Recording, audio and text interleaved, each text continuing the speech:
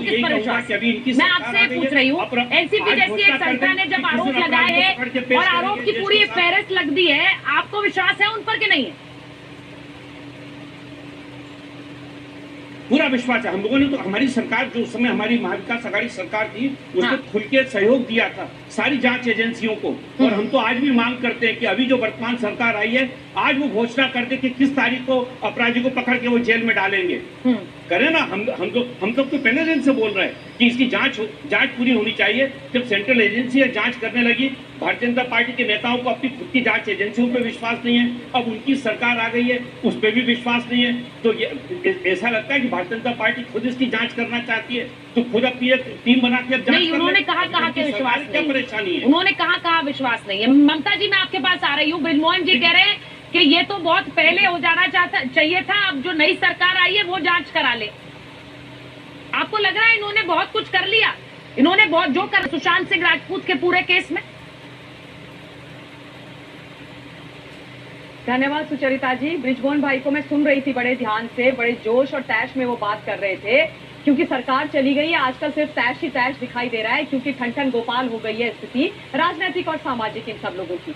अब बिल्कुल आप सही कह रहे हैं कि आप लोग बहुत कुछ कर सकते थे, अभी भी बहुत कुछ कर सकते हैं, ऐसी कोई बात नहीं है बृजमोहन भाई, अभी भी बहुत कुछ हो सकता है। मैं आज आप लोगों को बोल रही हूँ, आप सिर्फ 3 लोगों के ऊपर ये गुहार लगा दीजिए इन्वेस्टिगेटिव एजेंसी से कि सिर्फ 3 लोगों की कड़ाई के साथ पूछताछ हो जाए। उसमें सबसे पहले तो आप ही के जो अंदर हो रखे हैं गृह मंत्री मिस्टर अनिल देशमुख, उनसे ये पूछ लिया जाए कि आप ये बताइए आपको कैसे पता चल गया था कि सुशांत सिंह राजपूत ने आत्महत्या करी थी? जब तक उन्होंने सुशांत की बॉडी नहीं देखी थी, जब तक उन्होंने सुशांत की ऑटोप्सी की रिपोर्ट उनके पास नहीं आई थी, उनके पास किसी भी प्रकार का कोई इन्वेस्टिगेशन नहीं था, उन्होंने बाहर आकर के बोल दिया। देखिए, 2 सूरत में ऐसा हो सकता है, प्रदेश का गृह मंत्री अगर इतना बड़ा क्लेम कर रहा है, या तो सुशांत सिंह राजपूत ने खुद फोन करके बताया हो, या फिर उनके पास कोई ऐसी इंटेल रही हो जिसके बेसिस पर उन्होंने बोला he was sure that Sushant had committed suicide. तो मैं तो ये चाहती हूँ कि गृह मंत्री अनिल देशमुख जी की बहुत कड़ाई से इस मामले में पूछताछ होनी चाहिए और पूछा जाना चाहिए कि उनको कैसे पता चला कि सुशांत ने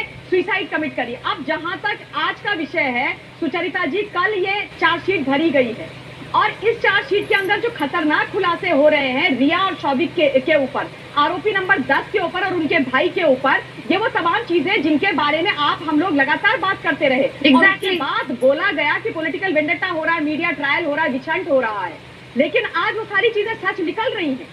आज एक एक चीज सच निकल करके आ रही है कि किस प्रकार से रिया चक्रवर्ती ने पागल बनाया सुशांत को ड्रग्स के लिए। ये बोला जा रहा है कि सुशांत को रिया ने ड्रग्स में धकेला।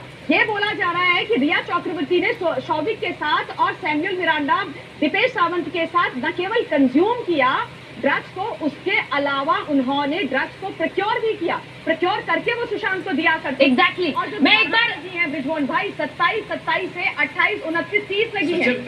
एक मिनट में बात बृजमोहन जी, मैं एक बार मैं जरा बताना चाहती हूँ कि आज क्या आरोप सामने आ गए एनसीबी के, और इस पूरे मामले में रिया चक्रवर्ती पर आरोप है। संजय गुप्ता जी के पास जाऊंगी, मुकेश जी आ गए, मैं उनके पास जाऊंगी। एक बार जल्दी से जरा दिखा देती हूँ, उसके बाद मुकेश जी के पास जा रही हूँ।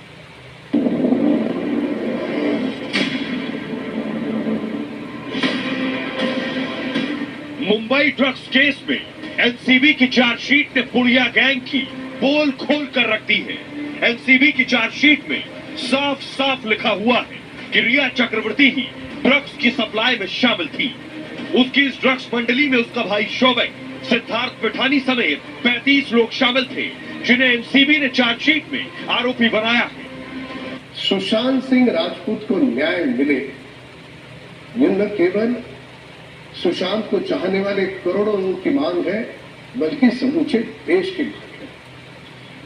यदि उस समय की महाराष्ट्र की सरकार ने 65 दिनों तक ये मामला दबाया न होता तो शायद अब तक सुशांत को न्याय मिल चुका होता। चार्जशीट में लिखा है कि आरोपी नंबर 10 रिया चक्रवर्ती ने नशे की कई खेप, आरोपी नंबर 6 सैमुअल मिरांडा, आरोपी नंबर 7 शौविक चक्रवर्ती और आरोपी नंबर 8 दीपेश सावंत से ली। इसके बाद रिया ने इस ड्रग्स को सुशांत सिंह राजपूत तक पहुंचाया।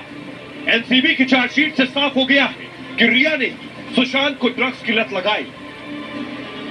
एनसीबी की यह चार्जशीट सुशांत के समर्थकों के लिए बड़ी जीत है। ये चार्जशीट रिपब्लिक की उस खबर पर भी मुहर लगाती है जिसमें हमने बॉलीवुड में नशे के कारोबार के एक एक किरदार को बेनकाब किया था। लेकिन सवाल ये है कि रिया को बचाने वाले आज खामोश क्यों हैं? लुटियंस लॉबी रिया की ड्रग्स मंडली को बेनकाब करने वाली खबर कब दिखाएगा? अब मैं सीधे मुकेश खन्ना जी के पास जा रही हूँ। मुकेश खन्ना जी, आप लगातार रिपब्लिक के साथ आते रहे चैनल पर, लोग आपको सुनते रहे इस केस पर।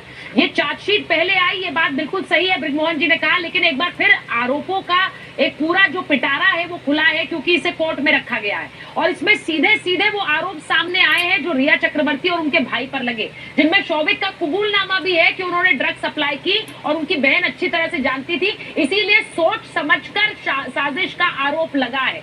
मुझे लगता है सवाल बहुत छोटा सा है कि ये सच सामने कब आएगा, जिसे लेकर इंतजार सुशांत के फैंस करते रहे।